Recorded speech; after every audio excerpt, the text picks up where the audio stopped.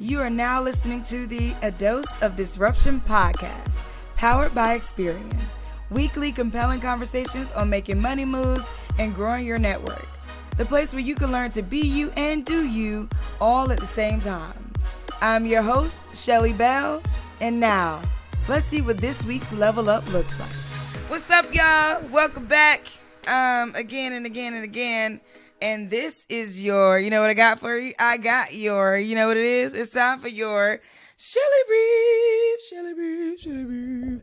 All right, so I just want to say that I'm super excited about how blackety black and woman the Olympics is going to be, all right? So I want to run it down. So if you don't know, and if you didn't know, and if you trying to tell somebody because you don't know, I'm going to run down all of the, well, not all, but I'm going to run down about 12 black women that are going to be at the Olympics this year, okay? And I'm going to read them off so you can know what's up, so you can be in the know, so you can say that you knew and you be knowing. All right, here we go. Asia Wilson. She is going to be playing this year for basketball. So she's a WNBA player for the Las Vegas Aces, and she's going to be kicking it off in the Olympics this year. You know what? Asia is amazing. I had an opportunity to kick it with her a little bit, like during some of the round tables. Not kick it with her really, you know what I'm saying? I wasn't like we was in person, but one day. But I had an opportunity though to be on panels with her and round tables with her through my engagement with Nike, and she is just an amazing spirit. I really enjoyed the Nike engagement because it gave me like a view into athletics. I mean, into women's athletics in particular, that I don't think I had taken as much look at, like a stronger look at. And so it was just an amazing engagement. But she is going to be playing this year during the Olympics. All right, Olympic Games. Who we got up next? And next, of course, the GOAT, Simone Biles. She will be there. All right, she already has 19 gold medals. So y'all watch out. And you know what? She winning, all right? Every time. I'm sorry. She got this. Nia Tapper. And she went to the University of North Carolina. Wow. And I'm from North Carolina, by the way, if that sounded like it meant something. So she is going to be playing rugby. How about that? Black woman playing rugby. What y'all want to do with that? Nothing, because we coming. Here we go. All right, who we got up next? Crystal Dunn. She is on the U.S. Women's National Soccer Team, and she will be playing in the Olympics this year. Yes, okay. We running it down. Simone Manuel. She won the 100-meter freestyle at the 2016 Games in Rio, and she will be back this year playing in the Olympics. Cannot wait. Super excited. Who else we got? Allison Felix. Track and field icon, is already a 4-time Olympian at 35. She won 9 Olympic medals.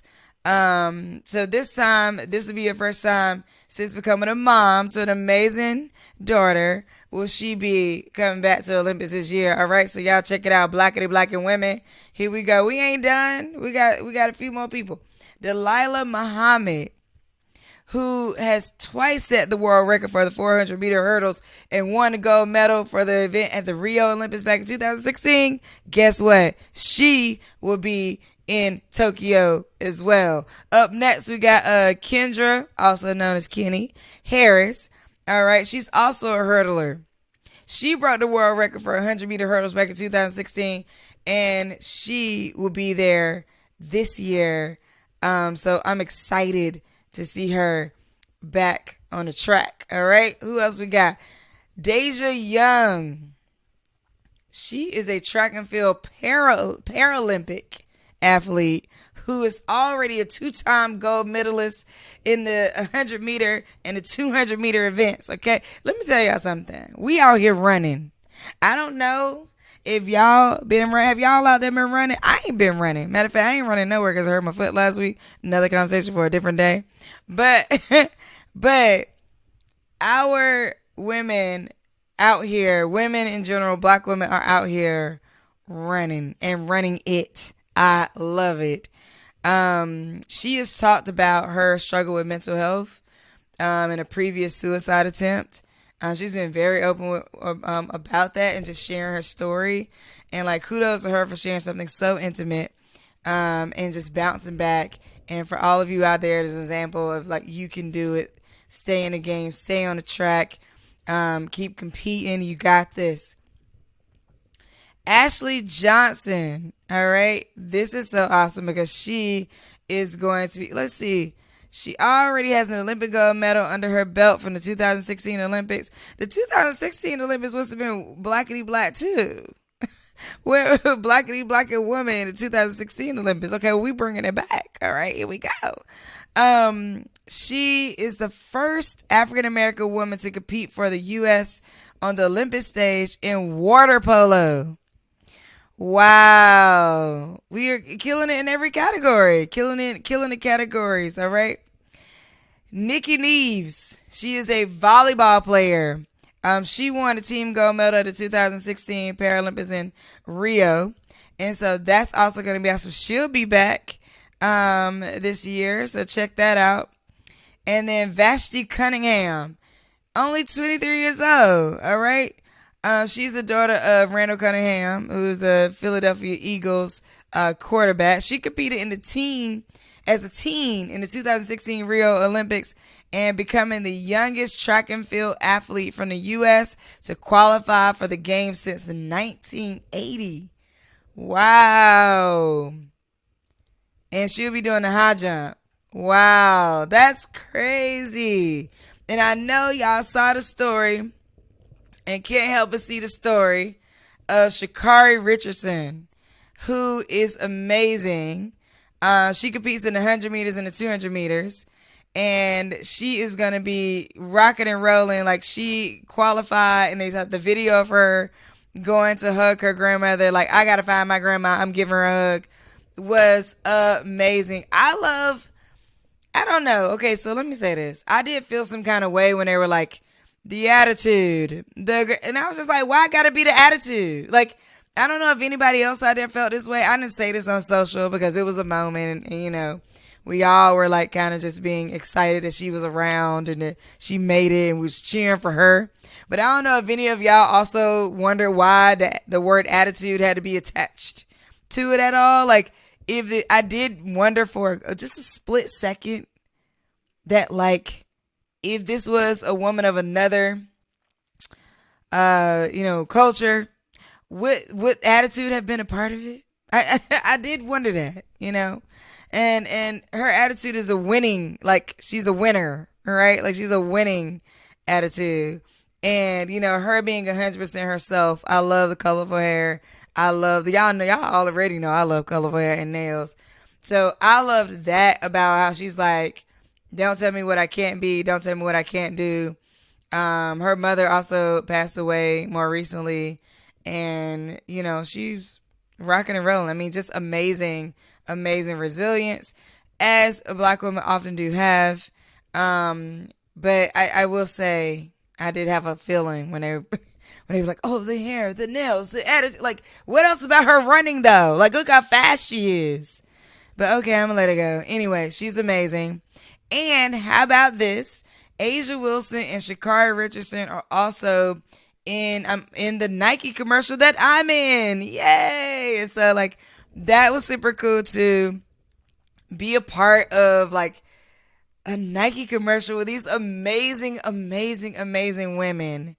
And I watched the commercial like 5 times, and Skylar was like, like recently the other night, cause Sha'Carri posted it, and Skylar was like, Mom, why are you keep watching this video? And I was like, because you don't understand, little girl. But one day she will understand. She does understand, but one day she'll understand much bigger when she understands exactly what that means. But I am so honored to even appear near them for the work that I do, looking at the work that they're doing as champions. And I'll be rooting for everybody Black. And I'm sure you all out there will. So, speaking of attitudes or characters or, you know, being colorful, I'm excited for today's show because we have my voiceover coach, Tre Mosley, who really helped me hone in on how to use my voice for the right reasons and how to extend what I can sound like into other things. He really helped me think about that when I'm going to speak, and how I want to present myself and my voice and my how I want it to land. And it's been such an amazing journey, just really working with him.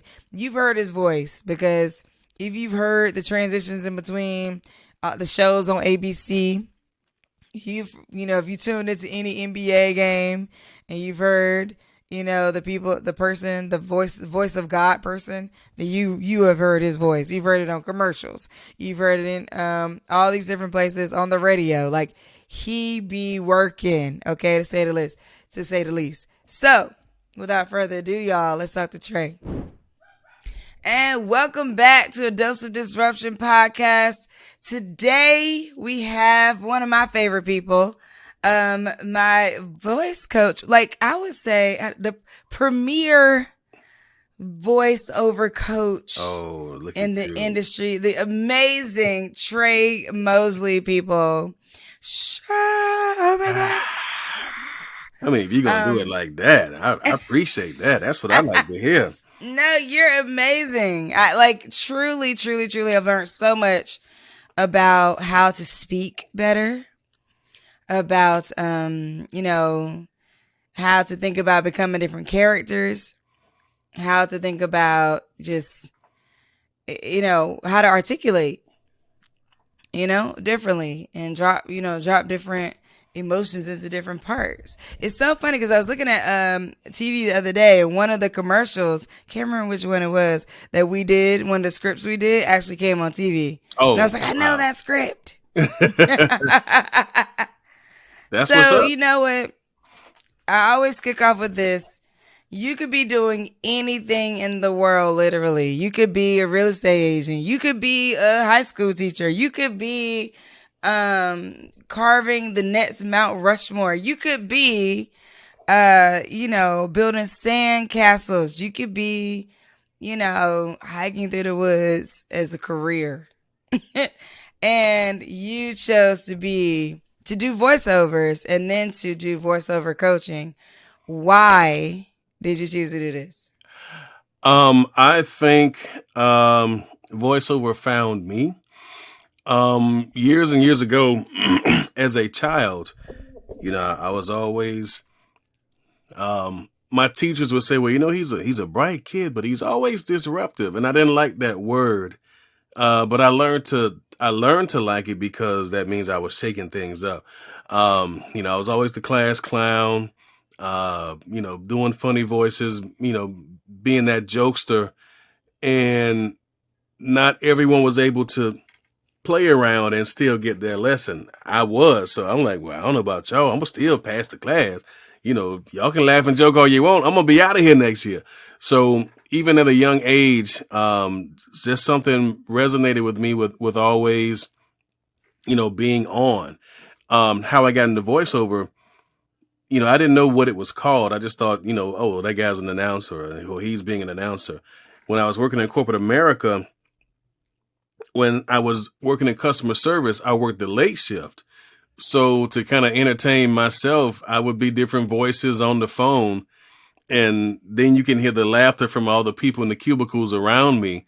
Because you may call one day and it's like, hello, thank you for calling. And it's like, and they looking like, was that you? I'm like, yeah, that was me.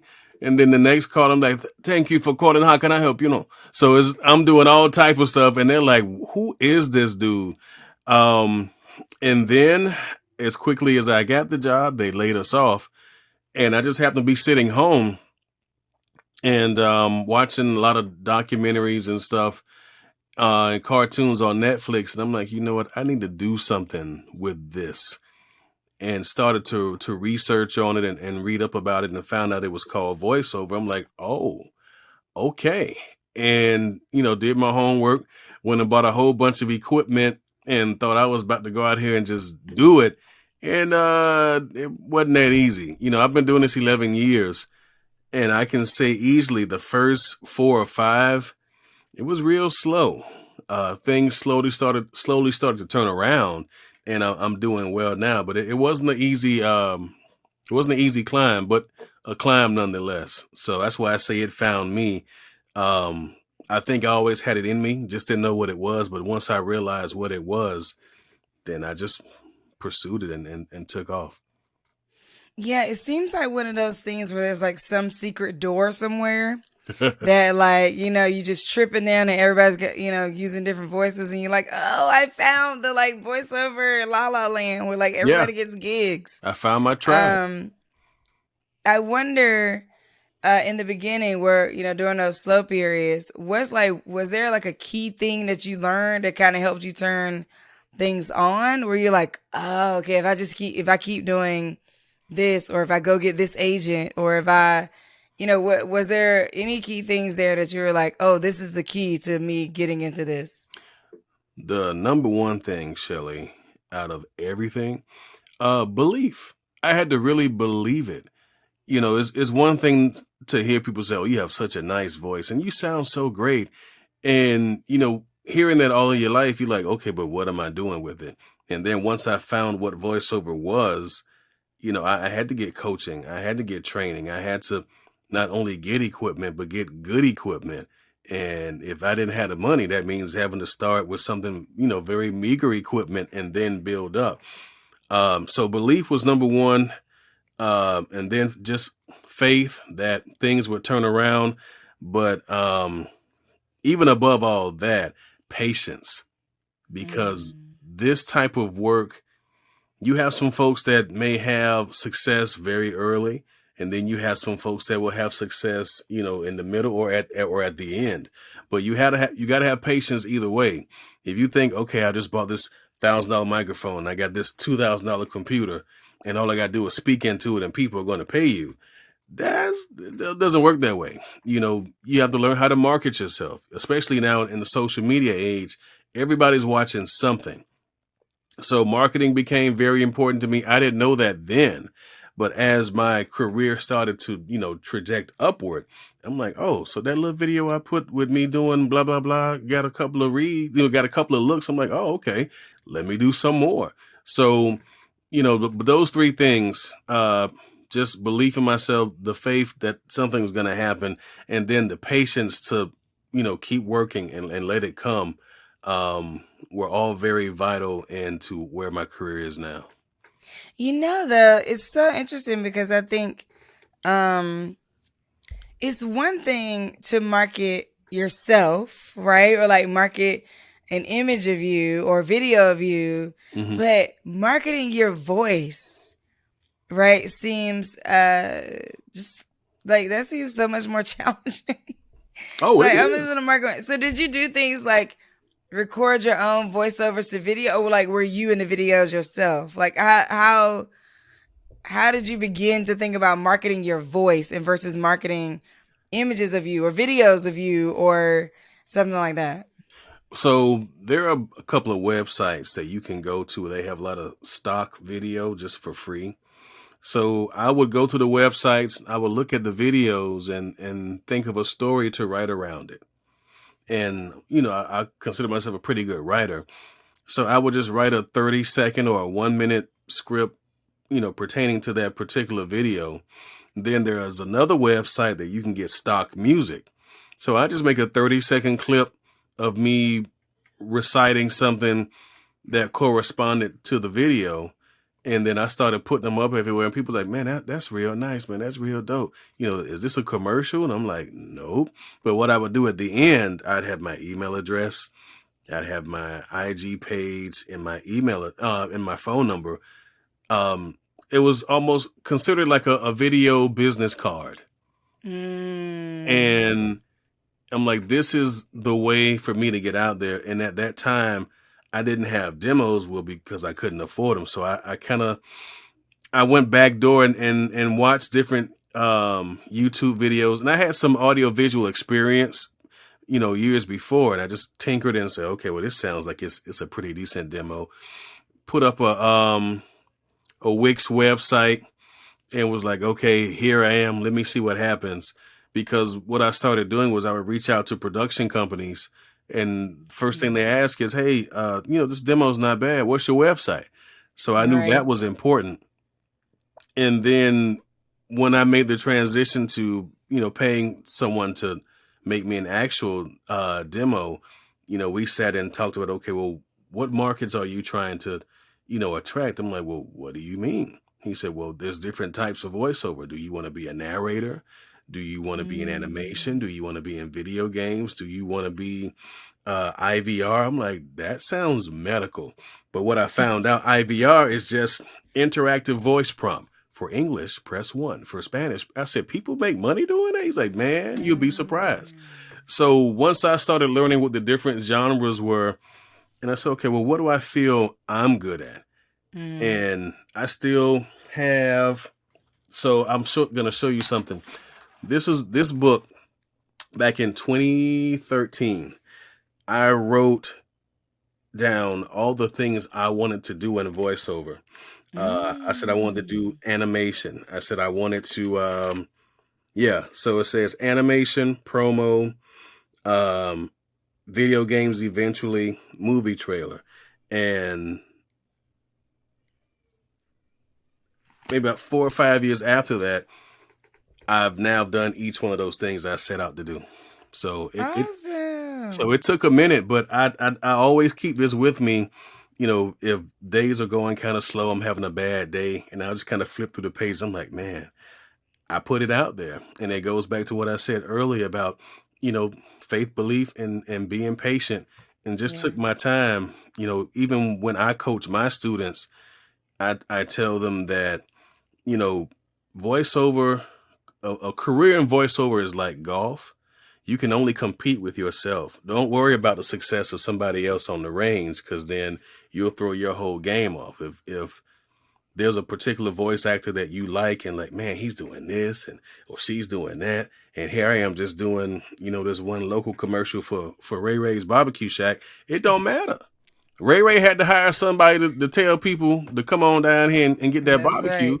And you never know, an exec from a larger food chain may hear that, like, that's the kind of voice we want, and try to find out who you are. So you never take any job for granted, because you never know who's not only seeing you, but who's hearing you.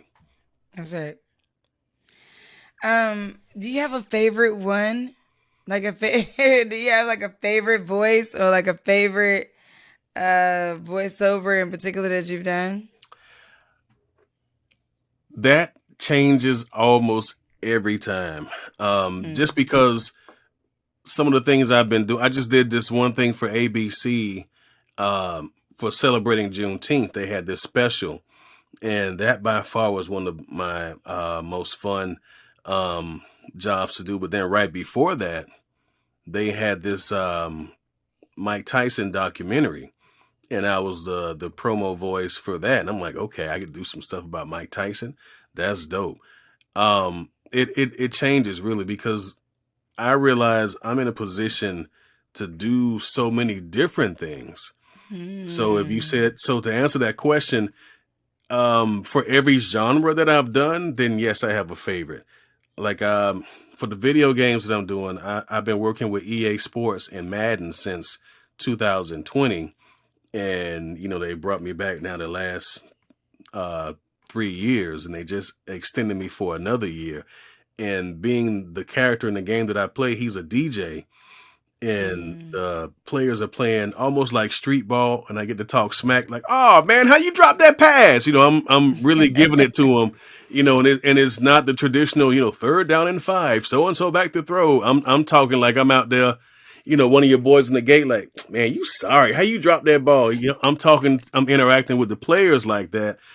So that's always been a fun thing to do. So, different things I do, I find joy in them. It just depends on the type of VO. But I tell people this is the work I think I've been destined to do, just because Mm. there's no one particular thing I enjoy more than the other.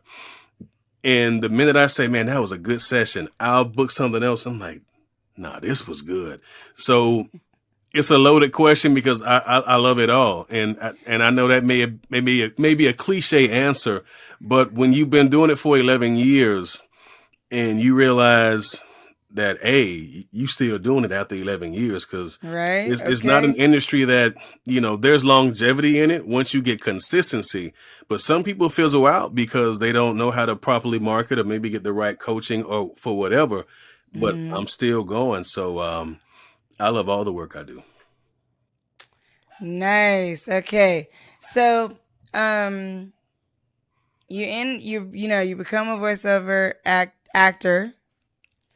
And then you're growing and you're getting different gigs. Like, what was the key to your growth? Was it, like I said, was it getting a manager and that leveled you up? Like, even at, like, so you started, things are trickling in, but, you're having faith and patience and that kind of thing. But do you know, or can you recall, like, any actions you took specifically? Like, do you have an agent, and has Oh hiring that yeah. person made it easier? So the things that got me on my path now, the ascension that I'm on, once I learned how to properly market and once I had representation, they go hand in hand. With the marketing, again, that goes with having an interactive website. That also means having different types of demos. So, for example, if you go to my website, you'll see I have a demo for just commercials. You'll see a demo I have just for characters. So I have things that are specific. So if I send the producer and say, "Hey, go check me out," if that person is trying to hire me for a narration, instead of trying to sift through, they'll just see and say, "Oh, okay, well, he has one specifically for, narration." Click on that and you listen to it. My Right. agents, the good thing about having agents is if you let them know specifically that you want to jump into this type of work, and it may be something you've never thought of doing, and you say, "You know what, I don't get a lot of TV commercials, but I think I can do some," then they start sending Mm, you the auditions. And then sometimes they'll suggest, "Listen, that last thing you did, the client loved it, but he has something a little different he wants you to do this time. You down?" I'm like, "Yeah, let's talk about it." And then you mm, start to discover, "Oh, I didn't know I could do that." So my management and my agents, and then just me marketing myself, via social media, all of those things were very beneficial to me in my growth, because I just assumed, again, just because I had a voice, that people would just hear it and go, "Oh yeah, we're gonna pay you to do everything." But that's I'm right. I'm sitting there like this, like, ain't nobody calling. I had to realize that, one of my good friends, he kind of mentored me, and he said, "Look, and to do the kind of work we do, how do they know you're out here if they don't know you're out here?" That's right. And I was like, "What does that exactly mean?" He said, "What I'm telling you is, in order for you to drive business to your business, you have to put yourself out there. A lot of things people don't understand about voiceover is we're self marketers. We're self promote all the time. Hmm. And the more work you book, that's just another feather in the cap, because now you can go on your social media and say, "Hey, had a great time doing this thing for ABC," and now you Right. at ABC, and then you hashtag what it is. And if ABC has a lot of people that's watching that particular tweet, again, someone else could be hearing that promo that I put up, like, "Oh, wait, you the dude who did that?" Like, "Yeah, that was me." Hmm. And Right. then all of a Right. sudden, "Hey, we got something for our corporate thing, and we would love to have someone with a voice like yours to do this. Let's Right. talk." So work begets work, but the promotional side of it, is, I think, is probably more vital than even having an agent, Mm. because there are going to be times maybe your agent can't find you work. Do you just sit there and say, "Well, the agent didn't find me no work, I'm not going to eat"? You still got to go out there and get it.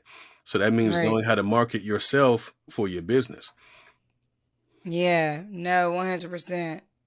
What are some of the common mistakes that people make? That from the people that you've coached, what are some of the common mistakes they make when they're wanting to get into voiceover or starting to practice it? Common mistakes is buying expensive equipment before you know how to use it. There are people who when I coach them and I do because I've coached you, but when I've coached people and they turn on their Zoom camera and then I see a microphone like this, I'm like, hey, that's pretty good mic. Yeah, I saw that you had it. So, I wanted to get that so I could be on your level. I'm like, this is just our first coaching session. And you've already spent $1,200 on a microphone that you don't know how to use. He's like, nah, I get it working. And I'm like, whoa, feedback and all kind of stuff. So, buying expensive equipment is one thing that is just a bad thing. Number two is not following simple directions. There's a reason that I coach the way I coach is because I'm preparing you for what's going to happen in a session. If I tell you, okay, give it to me like this, or slow down right here, it's 30 seconds, but maybe you've gone over the 30. If you slow it down just a bit and get it, at either at 30 or under 30, it's okay to come in at 28 or 29. But if you come in at 31 or 32, you're going too fast. And then another thing that I find that people have difficulty with, you got to have real thick skin in this business, because you may have the best voice in the world, but if you can't read the copy that I give you and you're not giving me, I say, okay, take this and let me hear you sound sad. And if it's just flat, oh, I can't believe he's dead. No, that's not it. Say it like, oh, I can't believe he's dead. Okay, go. Oh, I can't believe he's dead. If you can't connect with that copy and you're going just off the strength of your voice, you're not going to make it. Doing what we do, we tell stories, be it 30-second story or be it an hour-long narration. You have to learn how to get that sheet of paper and say, okay, they want happy, they want, high energy, and then know how to dial it at just the right touch to give a little bit of both. If somebody says, oh, give me something happy, and you like over the top, it's like, whoa, you at a 12 right now. Give me that 7, and then you dial them back down. You have to be coachable as well. So there are a lot of elements that go into voiceover that you just really have to say, okay, if this person is trying to give me, his expertise, then let me just shut up and listen, because I'm trying to be where they are. But then you have some people that, well, I've done theater training and that's great, but apparently it's not working for you. Your theater training has not translated into a promising VO career. And here we are. So if you're willing to listen, I'm willing to teach. But if you think you got all the answers, I'm just going to sit in the screen and, all right, well, you tell me what you want to do. I always tell my students is, your time, your dime. So I'm here for the hour to do whatever you want, but I'm gonna still get it. But I would really like to help instead of just taking your money. Dang, I was just talking. I said, I was saying, yeah, because it is really helpful. I just think about learning how to take what you're saying and place it into a moment that aligns with the people watching and listening. Mm-hmm. And to do that in like tone, and then to do that in like where you start the words. Yeah, we should, you know what? We should have did one. I thought about that. I said, I should send you. Oh, yeah. And, I'm listening to you now, and I remember the first session, and I'm like, she is like talking a mile a minute, because you naturally talk fast. I'm like, hold on now, mama, hold on. I told you the same thing. I say it's like a radio knob. Some people already, cranked up, but we got to dial you back. And with each session, I could tell that there were certain things you were picking up. And I remember you were out of town and you were going to do a keynote, and you were like, okay, I really got to do this right, because I'm going to be in front of these people. And I was like, okay, well then and I gave you a poem to read. And I said, okay, now the same way you read that poem, start your speech off that way. And you was just getting it. knocking. I think you were in Miami, if I'm not mistaken. And Yep. I mean, once you gave me like the way to think about it, mm-hmm. right? Because I think, voiceover actors are actors. Yeah. So when you gave me the way to think about it, I was like, oh, okay. Now I got it. Now I know where to put it. When it comes to, are you a part of SAG? Yes, I am. Okay. I'm just recently learning about it. I mean, I knew about it, but I'm recently learning more about what it means Mm-hmm. to do it.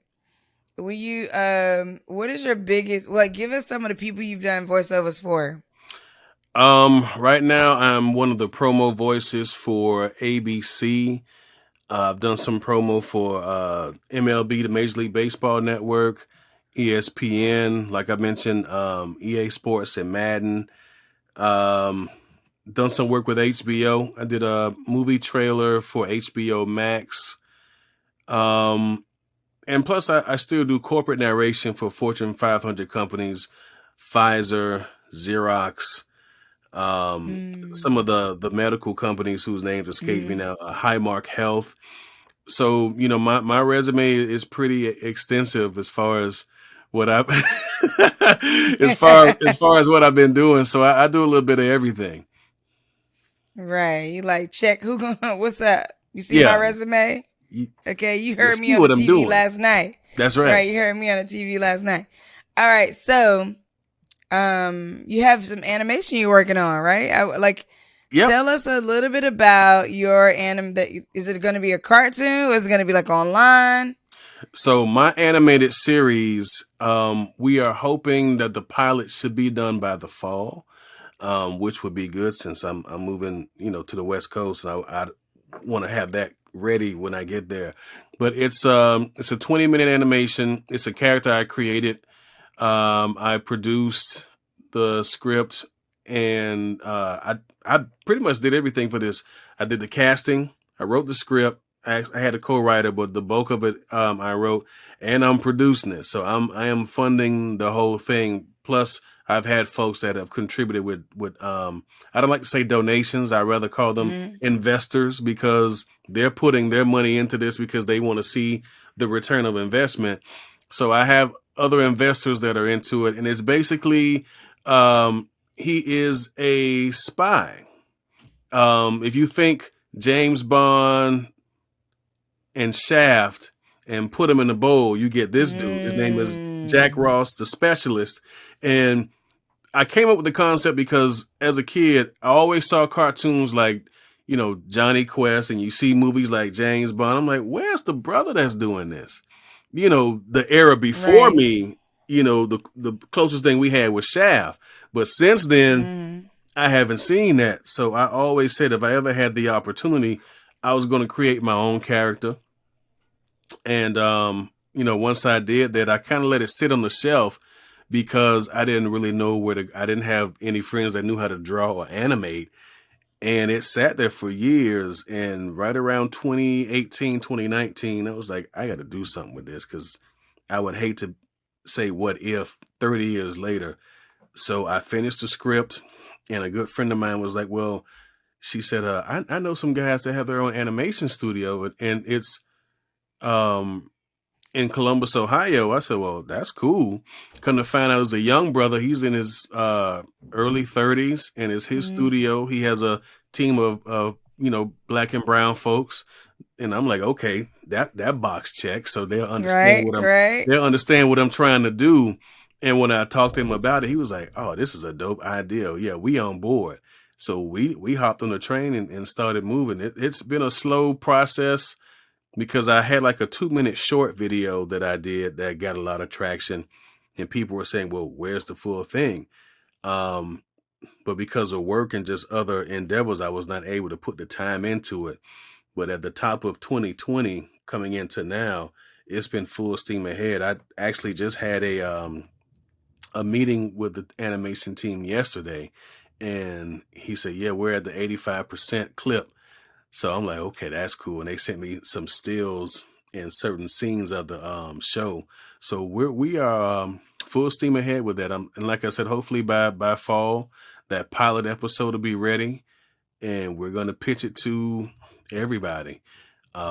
Because I think that, especially in this age of representation matters, here's a black animated series where the lead is black.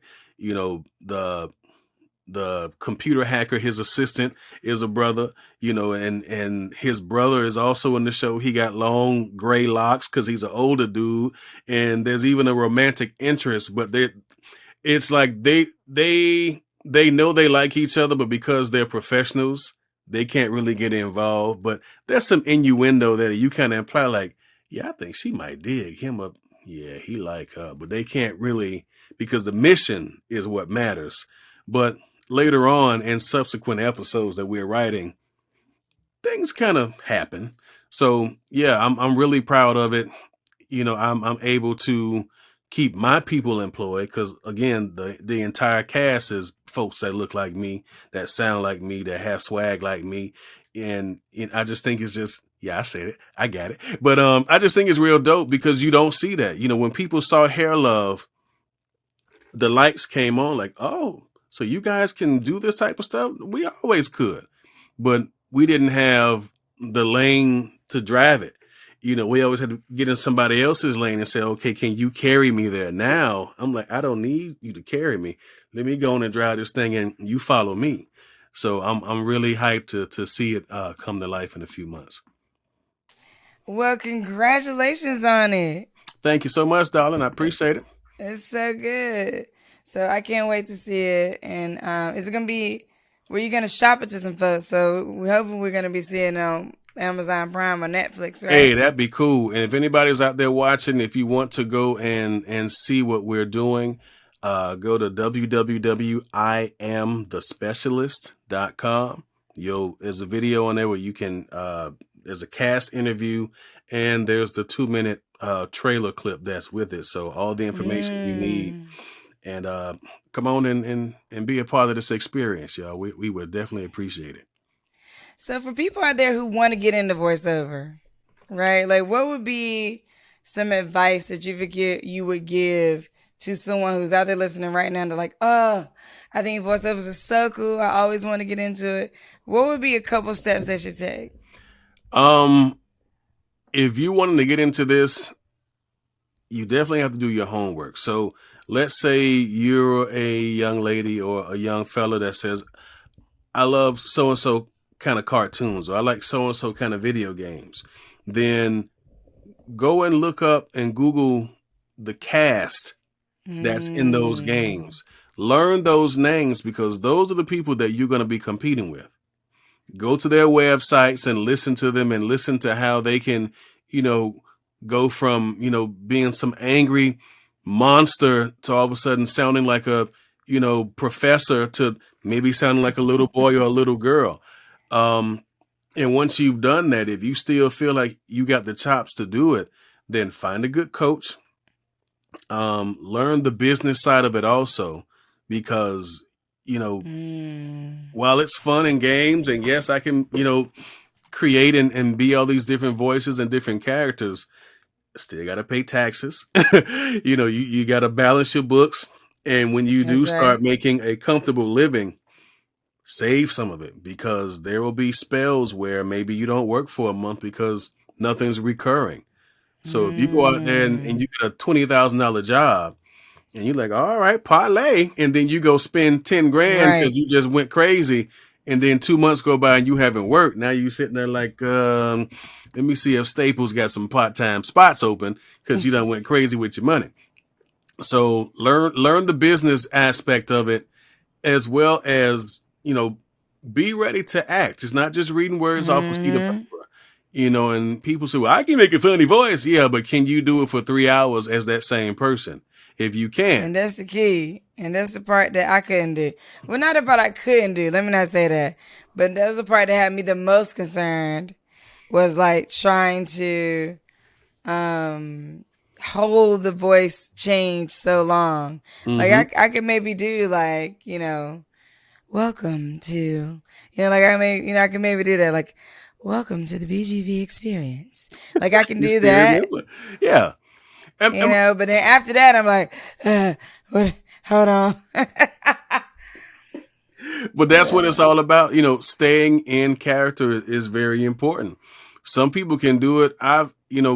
Preparing for a role, I walk around the house like that all day, just talking in that voice, and people looking at me like, bruh. I'm like, what? I have to stay like this because this is a part of the show. And it's like, I've gone through drive-throughs like, yes, I'd like a number 4, please. I don't any mustard. I don't any relish, anything like that. It's like, where you from, cuz? And then I pull up to the drive-through. I'm like, appreciate you, bro. And then pull off, and they sitting there going, but I thought y'all said that dude was from England.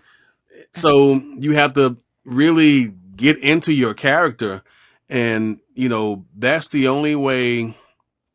It's not the only way, but it's important to do that, because if you want to pursue this, then really be hungry for it. Do it because you love it, and the money will come. yeah. I know people who have gotten into it saying, I'm about to get banked. We're going to secure this bag. And you can, and you will. But for those who've been doing it as long as I have or longer, if you love it, it shows in the work. And that's how you get the bag. I tell people, don't buy gear to get the job. Get the jobs so you can get the gear. That's how you get it. If you spending all your money trying to get the latest and greatest equipment and you can't act yourself out of a bag, then you just got pretty equipment out you're looking at because you're not making no money with it. That's right. I book jobs, real talk. I booked jobs on my phone because I didn't have a microphone. But because I knew what I was doing and I knew how to properly put it just to where, I can give a good sound and then go into it and edit it real quick and then send it off. And it was like, hey man, the level's kind of low, but it's good. I say, yeah, I had to do it from my phone because I wasn't near my mic. And there's where we can bump the sound up in the studio. And then it aired literally 2 hours later on ABC. And people like, nah, you ain't do that on your phone. I'm like, yes, I did. So you have to want to do it. And then everything else will come. If the want is there, and this is key. Your best ability is your availability, because there are times a client may call you out of nowhere and say, hey, we need this in 10 minutes. Can you do it? And it's okay to say no. Just understand that no can now set you back a little bit, because they're like, well, maybe he or she is not that dependable. And always be open to communication. If you can't do something, it's better to tell them a day or even a few hours before. If we got a session at 6:00 and it's 5:58, don't tell me you can't make it, because now I'm like, all right, so we ain't using him no more. So you really have to open the lines of communication and just be available and be ready to absorb, what we do. We do this for a living. It is work and we love to do it. But you got to have the mentality to understand that, all right, I'm ready to work, and then fall in love with the craft, man. You gotta love it. If you don't, you can still make money and all of that good stuff. But I don't think there's ever been a time, even after 11 years, when I book something and they say, okay, the session's in an hour. I'm like, all right, time to go to work. And then I create and become that person or become that voice. And I get fulfillment from that. So if you can't get fulfillment from doing this, and you see all these things on TV, like, I wonder who did that voice. I wonder who did that voice. And now you're wondering, can I do that? You can, if it's in here first. I like that. Your best ability is your availability. Yes, ma'am. Yes to that. Well, this has been great. Of course, I can listen to you do voices all night. Because I think it's just so crazy. I don't know how you go from just like talking regular and then to just like switch into it. To me, I need a whole moment. I need to think through it. I need to take a deep breath, It's very easy, Shelly. You just got to be the person inside you, love, and then turn it off. So fun. So fun. Well, how could we, if people want to get vocal coaching, but if they want to get voiceover coaching, well, wait, are you accepting new people? I'm always accepting new people. Okay. If they want to reach me for coaching, or if you want to hire you, boy, you can reach me at Tre, Tre, at Tre Mosley, TreMosley.com. Just put subject, coaching, and then we can talk about it and get you on the roster. Or if you want to hire Tre to use one of his amazing voices and personality Please and thank you. to, bring light to your next video, then you could definitely also shoot him an email there as well. So just TreMosley.com as well. So TreMosley. That's it. .com. Okay. So, no, anything that you would like to leave people, anything else you want people to know that we didn't cover?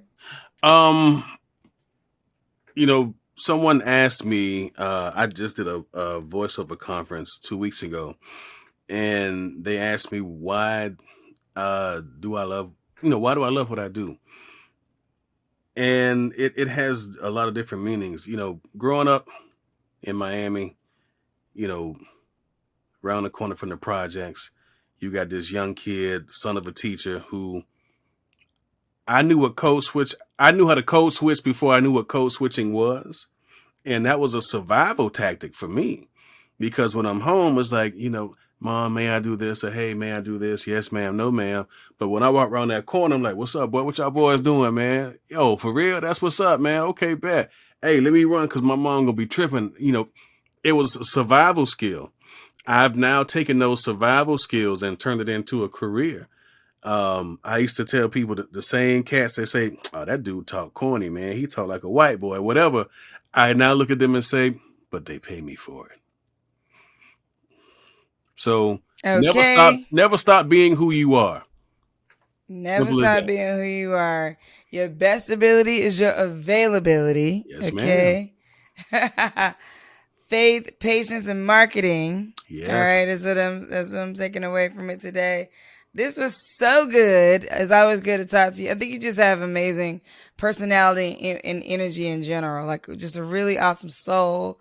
And I always appreciate you sharing your time with me. And I was so happy to get voiceover coaching when I did some commercials that I did. And I was like, oh yeah, I got this.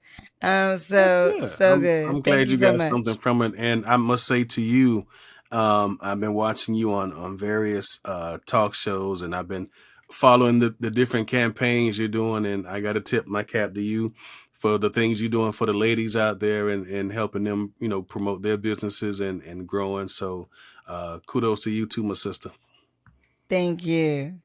All right, y'all heard it. Tre Mosley, TreMosley.com. All right, so till next time, y'all. Thanks for joining us, Disruptors, and congratulations. You have taken another step toward being friggin' amazing. Make sure you visit us at adoseofdisruption.com, where you can subscribe to the show in iTunes, Stitcher, Spotify, or via RSS feed.